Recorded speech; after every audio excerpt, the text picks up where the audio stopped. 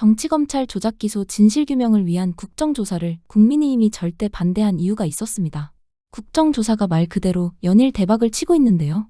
새로운 증거나 진술이 나오고 검찰의 조작 정황이 계속 드러나고 있죠. 어제는 쌍방울 대북송금 사건에서 제기된 이른바 연어 술파티 의혹, 이걸 규명하기 위한 현장 검증이 수원지검에서 진행됐습니다. 박상용 검사실과 이른바 창고라고 하는 술파티 장소도 검증했는데요. 그런데 현장에 있던 민주당 의원들 눈앞에서 충격적인 장면이 벌어졌습니다. 이걸 보고 모두들 경악할 수밖에 없었죠. 영상 보고 오겠습니다.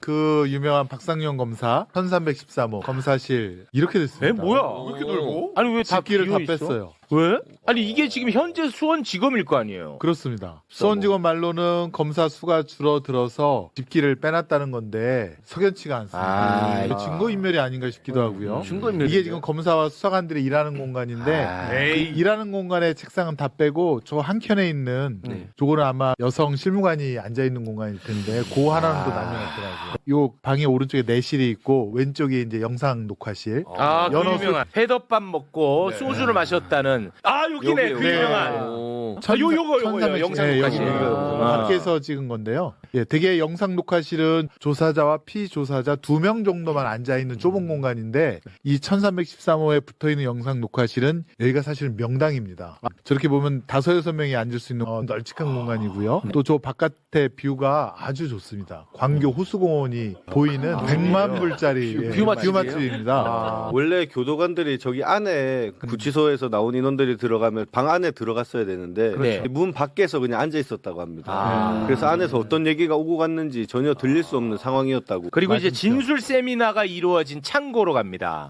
1313호 창고방. 창고가 아닌데요? 창고가 아닙니다. 완전히 세미나실입니다. 이게 어떤 창고냐면 검찰에서 수사기로 기록 같은 거를 둘 수 있는 공간입니다. 근데 왜 창고방이라고 이름을 붙였을까? 명칭을 그러니까 기록을 그냥 보관하는 곳이라고 해서 창고라고 했는데 우리가 생각하는 그런 창고는 아니고 여기는 밀실입니다. 밀실. 쌍방울에 뭐 김성태, 박용철, 이화영 부지사가 다 각각 개별적으로 와서 다 저기에 들어갑니다. 근데 저기는 유리창이 없기 때문에 저기 딱 들어가서 문을 딱 잠궈 놓으면 자기들끼리 뭔 짓을 해도 진술 세미나 하기에는 최적화돼 있네요. 최적입니다. 그 다음에 여기서 뭐 말이 잘 맞춰지면 그 건너편에 영상 녹화실 뷰 맞추고 거기서 이제 랑 또 소주 한잔하고 창문 열어놓고 근데 딱 피고 시스템이 돼 있네. 근데 이제 1313호 박상용 검사실이 아까도 말씀드렸지만 명당이거든요. 네. 크고 넓고 좋은 건데 왜 책상과 집기를 뺐을까? 그게 의문이죠. 자, 이건 뭐 증거인멸로 우리가 해석할 수밖에 없죠. 창고방이라 하는 이유가 저희가 실제 창고가 아니라 문에 창고 이렇게 써 있었다고 입으로 그러는 내가 볼 때는 이거 일부러 진짜 그런 거 같아. 그 15층에 있는 창고방 한번 보실게요. 창고 아니죠. 캐비넷이 있고 그 캐비넷 안에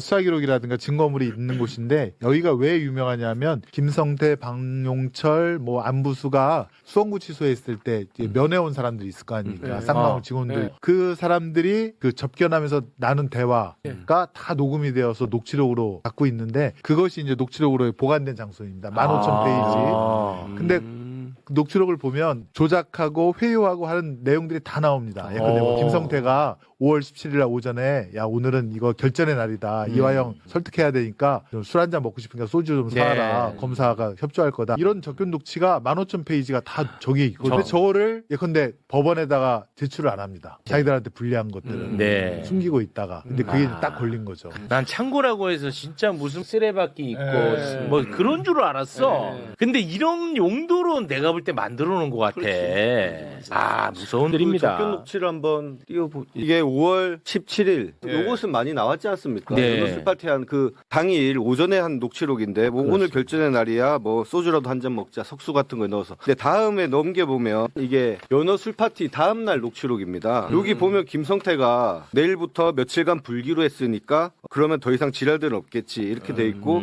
김태형 같은 경우에는 쌍방울 재경총괄 본부장으로 이분도 구속되어 있었었는데 밑에 내용을 보면 검찰 그냥 놀러 가는 거요. 거기에는 화영이 형, 용철이 형, 성태 형 거기서 만나서 희덕 걸리려고. 자기들 녹취록에 이런 게 다 나옵니다. 그리고 5월 19일 날 이화영 부지사가 이제 자술서를 냅니다. 그다음에 5월 20일 김성태의 녹취록입니다. 이재명이 들어올 것 같아.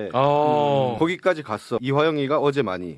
지들이 원하는 대로 됐으니까 더 이상 많이 괴롭히고 그런 것은 없을 것 같아. 일단은 지들 요구사항대로 했으니까. 이게 생생하게 정확하게 다 기록되어 있습니다. 연호 술 파티의 시작부터 해서 안에서 어떤 일이 있었는지 그리고 그 다음에 이화영이 이제 자백할 거야 예측까지 나왔고 또 실제 자백했다는 내용까지 나오고. 근데 이 사람이 조폭인데 조폭이 봤을 때도 그 괴롭히는 상황이면 얼마나 심하게 괴롭혔다는 겁니까? 본인 가족들 뭐 신용불량 되게 만들고. 맞아요. 하여튼 5월 20일 날 김성태도 이게 잘 이화영이가 협조할 것이다라고 얘기는 했는데 사실 이화영 부지사가 계속 버티지 않습니까? 네. 그러니까 이제 5월 25일 날 박성희가 답답하니까 이제 서민석 변호사한테 전화를 하는 거죠. 그렇습니다. 애원을 하죠. 이게 딱딱 떨어지잖아. 더 이상 없어요. 네. 그다음에 이제 결정적인 건 6월 18일 날 검찰 조사, 그게 아마 15번째 이화영 부지사가 검찰 조사 피신 조서를 쓴 날인데, 그때 이화영 부지사가 아니 내가 이재명 지사님한테 어떻게 쌍방울 김성태가 방북 비용을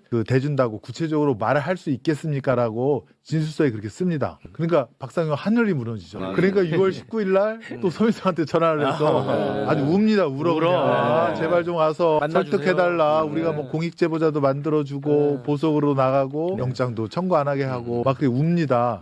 그 다음에 6월 22일 날 이화영 부지사가 드디어 꺾입니다. 그래서 이재명 지사가 보고했느냐, 이화영 부지사가 예 그렇습니다. 드디어 그게 첫 탁 나옵니다. 만세를 불렀죠. 박상현에서. 타임 테이블로 아주 깔끔하게 정리가 떨어집니다. 되는 것 네. 같습니다. 자, 여러분, 국조특위 위원들이 직접 확인한 수원지검 1313호 박상용 검사실의 풍경.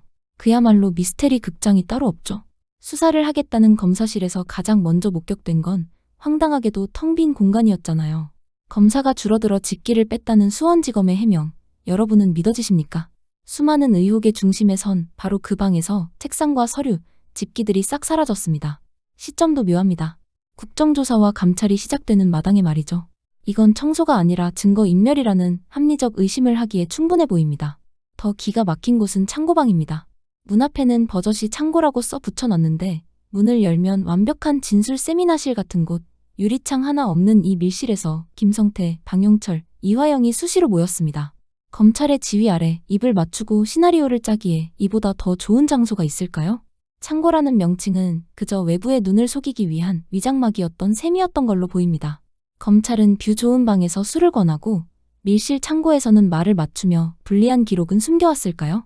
그리고 이제는 그 흔적조차 집기를 빼며 지우려 했을까요? 국민들이 보고 싶은 것은 광교 호수의 뷰가 아니라 저 어두운 밀실에서 벌어진 추악한 진실일 겁니다.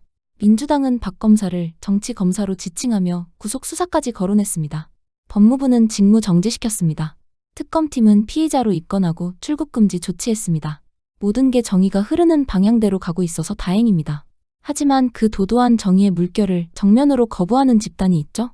바로 국민의힘입니다. 국힘은 박 검사 대변인 역할을 자처하며 거하게 맞서 싸우는 검사라고 치켜세웠잖아요. 과연 내란당답습니다. 일요신문과 인터뷰한 박 검사 아버지는 죄 없는 사람을 구속시키지 마라. 검사가 상부 지시로 수사를 해서 법원에 넘긴 게 무슨 죄냐.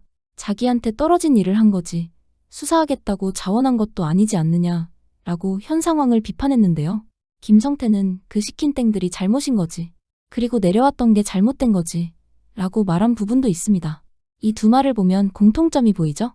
바로 윗선을 시사하는 발언 아닙니까? 이런 발언들은 박상용 검사의 해명과도 구조적으로 맞물립니다. 지난달 오마이뉴스가 김 전 회장의 구치소 발언을 집중 보도하자 나온 박 검사의 입장문을 보시죠. 평검사가 대북송금 사건 같은 중요한 사건을 조작하는 것은 검찰 시스템상 불가능하다. 대북송금 수사팀에 소속된 평검사로서 모든 수사를 부장, 차장, 검사장, 대검에 매일 일거수일투족을 보고하고 지휘받아 실시했다. 결국 이 모든 발언들을 놓고 보면 대북송금 수사가 최소한 수원지검 이상의 지휘체계 속에서 움직였음을 보여주는 대목으로 보입니다. 박상용을 단죄한다고 해서 끝날 문제가 아니라는 겁니다. 오늘 제가 준비한 영상은 여기까지입니다. 끝까지 시청해주신 여러분 고맙습니다. 정치공감이었습니다.